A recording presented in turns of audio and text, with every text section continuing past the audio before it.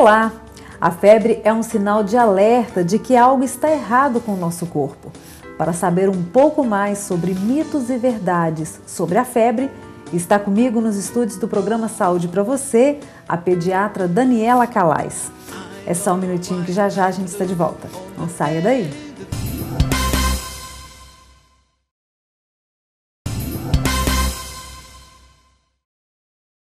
Já estamos de volta com o programa Saúde para Você. Agora sim eu vou conversar com a doutora Daniela sobre febre.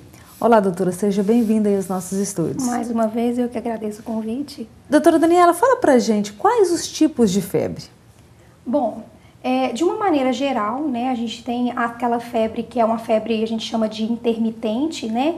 Que é aquela febre que a criança tem um pico febril agora, ou o adulto mesmo, né? Daí 2, 3 horas, ou às vezes um espaço maior, vem outro pico, num prazo aí de 3, 4 dias, a criança tem 3, 4, 5 picos febris. A gente tem aquela febre mais persistente, por exemplo, um tipo de doença que causa uma febre persistente é a dengue, né? Aquela febre, a criança fica o tempo todo, né? Não chega a ser contínua, mas é aquela febre que tem um intervalo de período sem febre bem menor. E a febre contínua, que é aquela criança que tem a febre, a gente tenta baixar, geralmente os quadros virais, bem no inicinho dos quadros, a gente tenta manter a criança febril e às vezes a gente não consegue. Você medica ela estava com uma temperatura de 39,5, você consegue baixar por 38, já deixa a gente um pouquinho mais tranquila porque está caindo, mas ela ainda persiste com febre. Agora, por que isso acontece? Normalmente, quais são as causas da febre? A principal causa da febre é o processo infeccioso, né?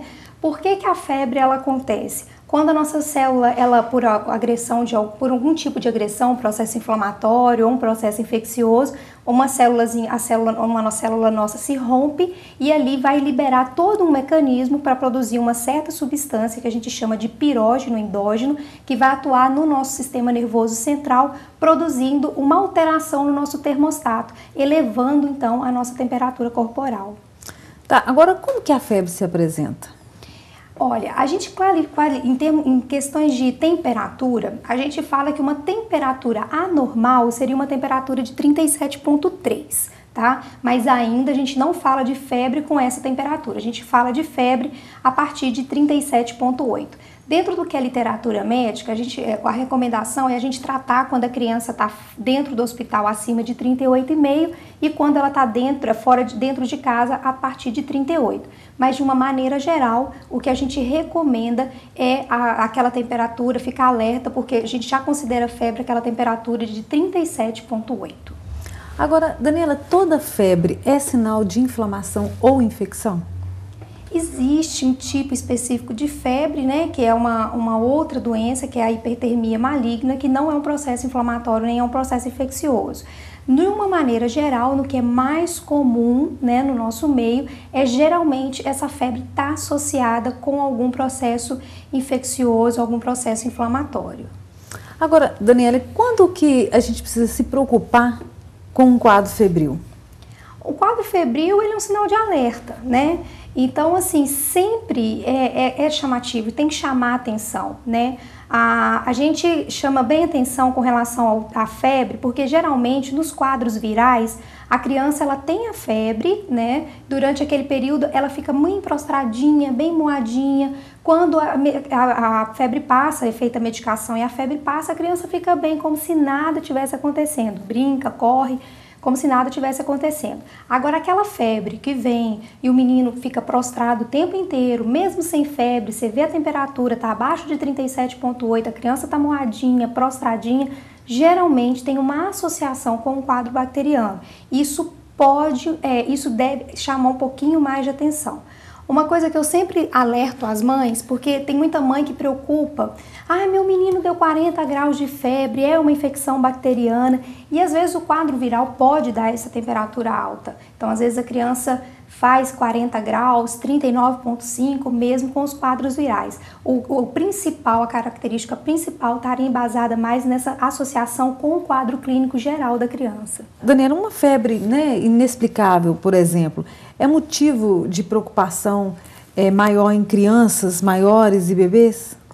Eu falo o seguinte, Geralmente, febre me preocupa onde? A febre me preocupa no bebê muito pequititinho e no idoso, porque geralmente esses dois extremos de idade, eles não cursam muito com febre. A tendência é fazer um pouquinho, na verdade, de hipotermia e não hipertermia, né? Então, geralmente, quando a gente tem esses extremos de idade, a gente deu febre, liga o alerta, principalmente naquele bebê que a gente considera ainda até 28 dias de vida como recém-nascido, chegou com um quadro de febre, sempre vai ser sinal de alerta. A febre geralmente é o principal motivo de consulta e ela sozinha, por si só, não, a gente não pode tirar nenhum raciocínio em cima de uma febre, falar de gravidade só por causa de uma febre. A gente usa a febre dentro de todo um quadro clínico para a gente poder fazer um julgamento em cima do que está acontecendo com aquele paciente. Agora, a criança, por exemplo, se ela estiver passando por um momento de estresse, um quadro de estresse, pode acontecer um quadro febril, né, por causa psicológica, emotiva? Tem, tá? Às vezes isso entra um pouquinho em controvérsia, alguns acreditam que sim, outros acreditam que não.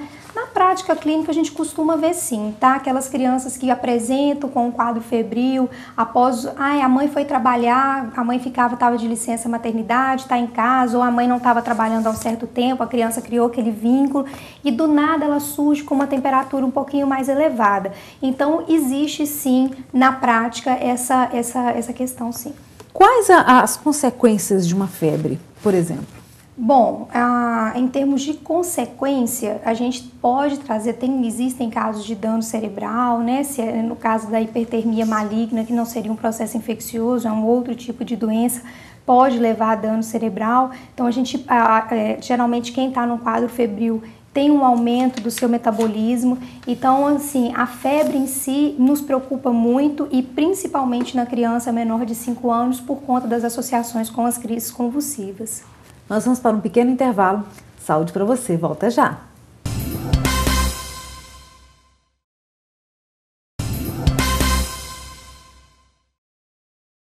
Ok, já estamos de volta com o programa Saúde para você. Hoje conversando com a pediatra, a doutora Daniela, sobre febre. Agora, Daniela, o que é uma convulsão febril e como agir nesse caso? Bom, isso aí é o grande problema da febre. Eu acho que é uma das maiores intercorrências que assustam muito os pais, essa crise convulsiva associada à febre. Então, o que seria isso?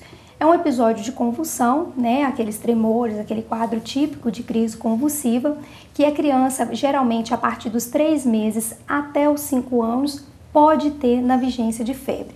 Isso não caracteriza doença, né? Não é quer dizer que a criança tem uma epilepsia ou vai ter crise convulsiva o resto da vida. Geralmente, as mães se preocupam muito porque elas pensam o seguinte, que vai convulsionar quando a febre fica muito alta. E não é o caso, tá? Tem crianças que convulsionam com temperaturas mais baixas, porque a convulsão ela não está relacionada com a temperatura alta, e sim com a velocidade que ela sobe. Então, às vezes a criança está com 36 de temperatura e rapidinho ela fez 38. Ela pode ter uma crise convulsiva, não precisa chegar lá. Geralmente, essas crianças que convulsionam com temperaturas mais baixas são crianças que preocupam a gente mais porque ela tende a ter mais episódios de crise convulsiva. E existe também um fator familiar. Geralmente, por exemplo, quando a criança tem um irmãozinho, o irmão convulsionava, a criança também convulsiona. O que a gente sempre tem que deixar a mãe tranquila, que é uma situação transitória, isso é passageiro, a criança geralmente convulsiona até os 5 anos e depois não convulsiona mais. Não tem necessidade de fazer exames, os eletroencefalogramas, os exames de imagem de cérebro, porque a gente não acha nenhum tipo de alteração, tá? É um cérebro de funcionamento normal. E também a gente não trata. O que a gente tem que fazer é vigilância redobrada nas épocas de gripe ou de algum tipo de infecção intestinal, por exemplo. Viu que pode subir a temperatura, ficar de olho e tratar a temperatura. Nesses casos, a gente não tem que fazer medicação anticonvulsivante para essas crianças. E como se comportar? Além de tratar, né, geralmente o que eu faço de costume, como eu havia falado que 37,3 é uma temperatura anormal, eu não espero essa criança fazer 37,8 para já medicar ela, já fazer um antitérmico para ela. Eu começo a fazer esse antitérmico já com 37,3 e deixo essa mãe com a vigilância dobrada. E a crise convulsiva febril, o que tem que ser feito? Como qualquer outra crise, deixa a criança lateralizada, nunca colocar o dedo na boca, isso aí a gente nunca faz, para a criança não engasgar ou não ter algum tipo de obstrução por causa da língua. A gente lateraliza a criança, afasta qualquer objeto que se ela possa se debater e machucar, e a crise é rápida. Uma outra característica da crise convulsiva, febril, é que geralmente ela não passa de 5 minutos, então ela é uma crise mais rápida. Essas mães, quando levam a criança no pronto atendimento, essa criança chega lá já sem crise. E a outra característica é que ela tende a não se repetir nas próximas 24 horas. Então, não é aquela criança que vai ter 4, 5 episódios de convulsão no mesmo dia. Ela convulsiona hoje, volta a convulsionar amanhã, e essa característica, sempre na vigência de febre. Agora, Daniela, qual que é o termômetro que é mais eficiente? Tem alguma diferença ou não?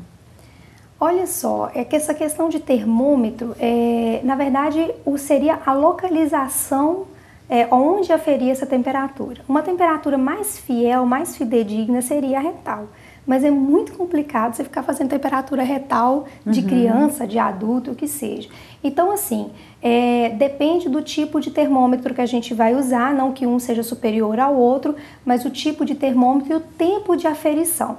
Então, geralmente, quando é axilar, a gente pede no mínimo 3 minutos de aferição para poder ler bem aquela temperatura. E quando é temperatura retal, com apenas 1 minuto, a gente já consegue fazer a leitura dessa temperatura. Agora, Daniela, a febre do bebê, ela é mais grave ou é mais complicada de tratar? Ela não é mais complicada, mas assim, não é que seja mais grave. A questão do bebê é que o bebê, por exemplo, eu vou citar um exemplo de uma doença. Um bebê que faz um quadro de meningite. A gente sabe que a meningite, a criança maior, ela vai fazer rigidez de nuca, ela tem vômitos em jatos, a luz incomoda, né, o que a gente chama de fotofobia, ela consegue relatar a cefaleia. O neném não faz esse tipo de quadro. Então, por isso que às vezes, quando a gente pega um bebê com febre, o pediatra é um pouquinho mais agressivo com relação a pedir exames, igual uma infecção de urina. Um bebê, ele não fala que ele que dói para fazer xixi. Então, essa questão da febre na criança é porque às vezes é mais difícil da gente localizar o foco e às vezes só com o exame físico a gente não consegue, tá? Quando não tem alguma outra queixa que direciona a gente ou para um quadro gripal ou para um quadro de infecção intestinal, a gente acaba tendo que abrir leque de alguns exames para poder concluir um diagnóstico nesse bebê. Agora, Daniela, qual que é o medicamento correto para ser usado no caso da febre? O mesmo antitérmico é válido para qualquer criança, tanto para bebê, criança maior? A questão dos antitérmicos, ela gera um pouquinho de polêmica, né? A gente geralmente tem um padrão geral, né? No Brasil, o que a gente tem licenciado seria a aspirina, o nosso antigo AS, que a gente não usa muito mais em criança por conta de associação com algumas outras doenças. Então, e principalmente que nós estamos num Brasil, num país que tem a dengue, então a gente não usa muito aspirina mais, tá? Uma outra boa opção que a gente tem é a dipirona, o paracetamol e o ibuprofeno. Em média, a gente pode usar tanto, tanto a dipirona quanto o ibuprofeno, a gente usa a partir dos 3 meses de idade. Antes desses 3 meses eu tenho que usar o paracetamol. A partir desses 3 meses eu posso usar qualquer um dos 3 para qualquer uma das idades, né? E isso aí, a questão desse uso de medicação, é sempre tomar o cuidado. Na prática pediátrica, a gente fazia muito isso, a questão de fazer intercalar uma medicação com a outra. O que a gente tem pedido agora é para as mães fazerem um tipo só de medicação. Então, a gente vai usar a dipirona para febre, ficar só na dipirona. Sempre consultar o pediatra para fazer as doses certinhas, nos intervalos corretos das medicações. Os estudos têm mostrado que não há exatamente uma grande superioridade entre uma medicação e outra. O tempo de ação é muito parecido, tanto da dipirona, quanto do paracetamol, quanto do ibuprofeno. E o tempo que geralmente segura sem a febre também é muito parecido entre as drogas. Ok. Então, mais uma dica do programa Saúde para você. Agradeço a participação, doutora, no nosso programa. Muito obrigada pelo convite, Marinalva. Tem alguma dúvida? Quer sugerir um tema para a gente? Escreva para a gente. O número do nosso WhatsApp está aparecendo na tela ou então na nossa página do Facebook. Ok, até o próximo programa. Saúde para você!